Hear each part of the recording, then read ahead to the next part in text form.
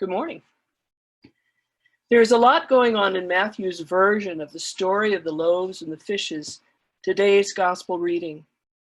One of the items not easily noticed is the conflict and contrast between God's kingdom and the Roman worldly one. And this is because the lectionary skips the story intervening between last week's parables of the mustard seed, the yeast, the pearl, and this week's story, the miracle of the feeding of the 5,000. The intervening story tells us about the death of John the Baptist, and in it we have a feast hosted by a king whose stepdaughter is entertaining the king with a presumably lewd dance. The dance evokes a king's response. Herod promises to grant her one favor.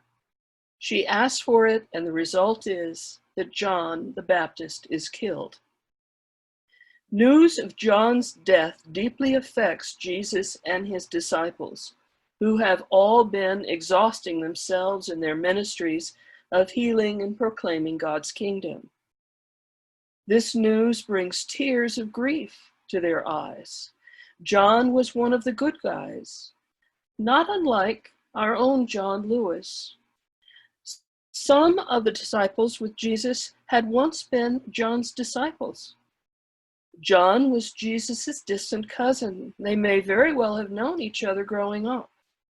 And so the grief of their loss needs processing.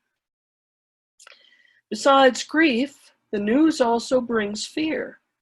If Rome's puppet king, King Herod, could do this on a whim, what would he do to any one of them? Their preaching represented a threat to King Herod's worldly powers. People had begun to hope for a change that the Messiah might bring. And like John, those disciples and their rabbi Jesus, who inspired this hope, were officially now in danger. It is time for Jesus and his disciples to retreat and regroup. Unlike the portion read in this lectionary version, which begins, Jesus withdrew, the Bible actually reads, now when Jesus heard this, and that would be the news of John's death, now when they heard this, then he withdrew. He withdrew in a boat to a deserted place by himself. However, he was not by himself. He had 12 exhausted, dispirited disciples to lead and to care for. Nevertheless, he intended to carve out time for private prayer and reflection as well. So, hanging on, hoping to grieve and then to pray for guidance and strength, Jesus reaches the far shore and finds a crowd of well over 5,000 people who are also shaken to the core by the news of John's death. They are also desperate for leadership, hope, and renewal. And they are like a sheep without a shepherd. Jesus could have lashed out in anger at this and stormed off, mumbling at God about how unfair all this was. And that might be exactly what I might have done under similar circumstances. However, this is Jesus. Instead, at great cost to his own agenda, he has compassion on them. And thus he wanders among them, curing their sick, undoubtedly listening to their doubts about the future of God's kingdom, and speaking occasional words of wisdom and comfort. When evening comes, his disciples are restless, maybe even jealous of the crowds, and they urge Jesus to send all those people away, ostensibly to get their own food.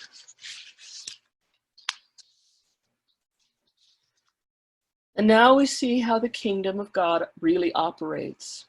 It's not at all like Herod's feast, where there was lewdness and death, and no one went away blessed or satisfied. Jesus' feast is very different from its inception. Jesus says, they need not go away. You give them something to eat. The miracle first begins among the disciples with disbelief. In the voices of these disciples, there are echoes here of the stiff-necked Israelites complaining to Moses that he dragged them all the way from Egypt out into the desert only to starve them to death. We have nothing, they say, except maybe those 5 loaves and, oh yeah, there are 2 dried fish. Jesus is not angered by their lack of enthusiasm or belief. He simply instructs the disciples to seat all the guests.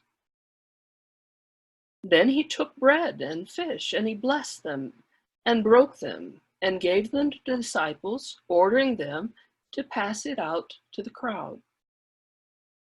However, this is not as simple as it looks.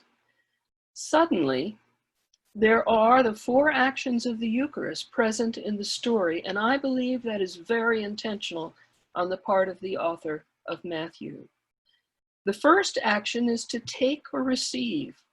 The presider over the feast takes the bread offered by members of the congregation. In our service, the bread is walked down the center of the aisle and presented at the altar. Next, the next action is blessing over the bread, the second action of the Eucharist. In our communion service, blessing gets long because we recall together how Jesus conducted the blessing at the Last Supper. I suspect Jesus used the more traditional blessing of the Sabbath meal.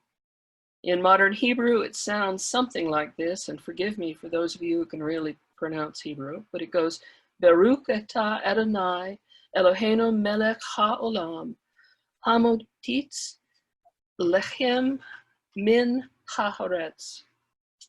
Translated, it means, blessed are you, Adonai, which means Lord, our God, ruler of the universe, who causes bread to come forth from the earth. Then he broke the bread, which is the third action of the Eucharist. And finally, he gave it away, the fourth action of the Eucharist, by passing it out with the help of his disciples. No one was left hungry. Somehow the bread multiplied. In this, it was like manna from heaven, which fed the Israelites for 40 years. Unlike manna, there were leftovers and lots of them. So how does this feast contrast with the much more worldly banquet of Herod, and even with our much more simple dinners at home with guests? Well, Jesus' feast was not exclusive only to the wealthy and the powerful as it was Herod's feast, nor was it just for people we know, as are our dinners that we host in our homes. Everyone who sought out Jesus was welcome at his feast. And that's still true at our Eucharist.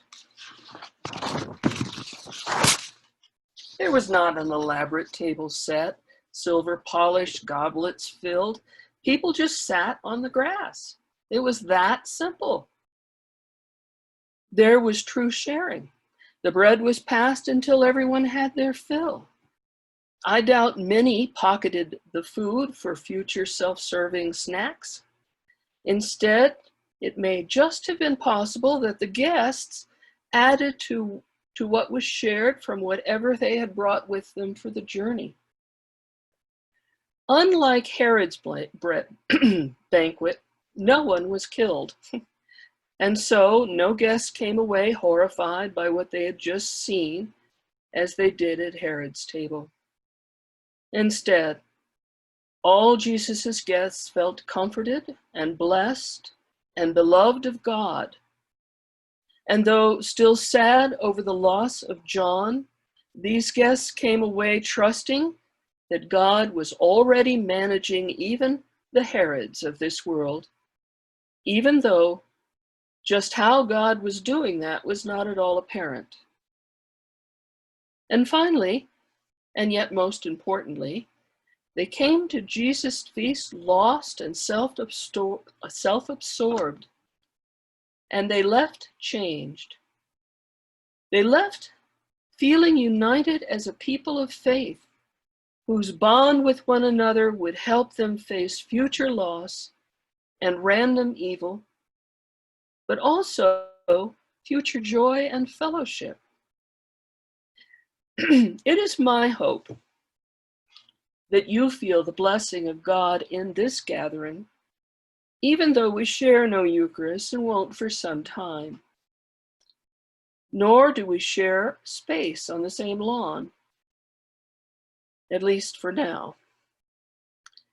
That is our loss to bear. But what we do share is a faith that unites us and hopefully cannot be easily shaken, even by our equivalent of a Herod, which in this case is a random, mindless virus.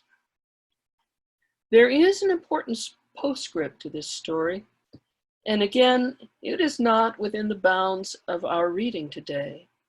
However, it is the very next line in Matthew's Gospel.